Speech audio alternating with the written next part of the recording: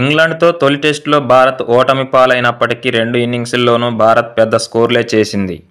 భారత్ వైపు నుంచి ఏకంగా 5 శతకాలు నమోదయ్యాయి. అందులో రిషభ్ పంత్ ఒక్కడే 2 శతకాలు సాధించాడు. Captain Shubman Gill, opener Yashasvi Jaiswal, senior batter KL Rahul సెంచరీలు కొట్టారు. వీరి శ్రమకు మిగతా బ్యాటర్ల పోరాటం కూడా తోడై ఉంటే సిరీస్లో భారత్ ఖచ్చితంగా ఆధిక్యంలో ఉండేదే. కోహ్లీ, రోహిత్ల నిష్క్రమణతో భారత బ్యాటింగ్ పరిస్థితేంటో అని ఆందోళన చెందిన వారికి ప్రధాన బ్యాటర్లు గొప్ప ఉపశమనమే అందించారు. సంధి దశను అధిగమించడం సమస్యేమీ కాదని తేల్చారు. రోహిత్ శర్మ నిష్క్రమణ అనంతరం శుభ్మన్ గిల్ను కెప్టెన్గా ప్రకటించినప్పుడు చాలామంది నుంచి అభ్యంతరాలు వ్యక్తమయ్యాయి. తన బ్యాటింగ్ సగటు 35 మాత్రమే. సేనా దేశాల్లో అయితే రికార్డు మరీ పేలవం, సగటు 20 లోపే. గత పర్యాయం ఇంగ్లాండ్లో పర్యటించినప్పుడు 14 మాత్రమే సగటు నమోదు చేశాడు. ఇలాంటి బ్యాటర్కు కెప్టెన్సీ ఇవ్వడమేంటి అన్నది వారి అభ్యంతరం. అయితే కెప్టెన్గా తొలి మ్యాచ్ తొలి ఇన్నింగ్స్లోనే అద్భుత శతకంతో శుభ్మన్ ఆకట్టుకున్నాడు. ఇంగ్లాండ్లో పరిస్థితులకు తగ్గట్లుగా అతను టెక్నిక్లో సర్దుబాట్లు చేసుకున్నాడు. ముఖ్యంగా ఫుట్ వర్క్తో ఎంతో మెరుగుపడింది. అందువల్లే డిఫెన్స్లో ఎంతో మెరుగుపడడంతో పాటు సాధికారికంగా షాట్లు ఆడాడు. సౌరవ్ గంగూలీ సహా మాజీలు పలువురు గిల్లోనే ఈ మార్పును కొనియాడారు. ఇక తొలి టెస్టులో అభిమానులను ఉర్రూతలూగించిన ఆట అంటే రిషభ్ పంత్దే. అతను 2 ఇన్నింగ్స్ల్లోనూ మెరుపు శతకాలు బాదాడు. వైస్ కెప్టెన్ అయ్యాడు. ఆచితూచి ఆడతాడేమో అనుకుంటే తన శైలిలో ఏ మార్పు ఉండదని చాటాడు. 2 ఇన్నింగ్స్ల్లోనూ మెరుపు బ్యాటింగ్తో ఇంగ్లాండ్ బౌలర్లకు చుక్కలు చూపించాడు. అలా అని మరీ బాధ్యతారాహిత్యంగా ఏమీ షాట్లు ఆడలేదు. లెక్కలేసుకొని షాట్లు ఆడాడు. ఇంతకుముందు స్టూపిడ్ అంటూ పంత్ను విమర్శించిన గవాస్కరే ఈ మ్యాచ్లో సూపర్ అంటూ ప్రశంసించడం విశేషం. ఆస్ట్రేలియా దిగ్గజం గ్రెగ్ చాపెల్ సైతం పంత్ ఆటను కొనియాడాడు.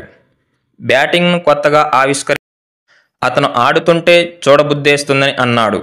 మరోవైపు కేఎల్ రాహుల్ తన అనుభవానికి న్యాయం చేసే ఇన్నింగ్స్లు ఆడాడు. ఈ మ్యాచ్లో రాహుల్ ఏ స్థానంలో ఆడతాడా అని మ్యాచ్కు ముందు అందరూ ఉత్కంఠంగా చూశారు. ఓపెనింగ్లో వచ్చిన రాహుల్ తొలి ఇన్నింగ్స్లో యశస్వీ జైస్వాల్తో కలిసి జట్టుకు చక్కటి ఆరంభాన్నిచ్చాడు. రెండో ఇన్నింగ్స్లో జైస్వాల్ విఫలమైనప్పటికీ అద్భుత శతకంతో ఇన్నింగ్స్కు వెన్నెముకలా నిలిచాడు. గతంలో ఇంగ్లాండ్లో రాణించిన అనుభవాన్ని అతను చక్కగా ఉపయోగించుకున్నాడు. యశస్వీ సైతం తొలి ఇన్నింగ్స్లో సూపర్ ఇన్నింగ్స్ ఆడాడు. ఫీల్డింగ్లో తడబడుతున్న అతను ఆ బలహీనతను అధిగమించడం అత్యావశ్యకం. తొలి టెస్టులో 4 ప్రధాన ఆటగాళ్లు అదరగొట్టినా మిగతా బ్యాటర్లు తేలిపోయారు. ముఖ్యంగా లోయర్ ఆర్డర్ నుంచి కనీస ప్రతిఘటన కరువైంది. వీళ్లంతా ఓ మోస్తారు ప్రదర్శన చేసి ఉన్నా భారత్ ఓడేది కాదు. తొలిసారి జట్టులోకి వచ్చిన సాయి సుదర్శన్, 8 ఏళ్ల తర్వాత అవకాశం దక్కించుకున్న కరుణ నాయర్ తీవ్రంగా నిరాశపరిచారు. తొలి ఇన్నింగ్స్లో డకౌట్ అయిన ఈ ఇద్దరు రెండో ఇన్నింగ్స్లో కాస్త నిలబడ్డారు. కానీ పెద్ద స్కోర్లు మాత్రం చేయలేకపోయారు. ఇద్దరికీ టెస్టుల్లో నిలబడి ఆడే టెక్నిక్ ఉంది. లీడ్స్లో బ్యాటింగ్కు అనుకూల పరిస్థితులే ఉన్నా ఉపయోగించుకోలేకపోయారు. మరి ఎడ్జ్ బాస్టన్లో అయినా ఈ ఇద్దరు కుదురుగా ఆడి పెద్ద స్కోర్లు చేస్తారేమో చూడాలి. ఇక తొలి టెస్టులో లోయర్ ఆర్డర్ ప్రదర్శన ఘోరం. జడేజా, శార్దూల్తో పాటు ఎవరూ చెప్పుకోదగ్గ స్కోర్లు చేయలేదు.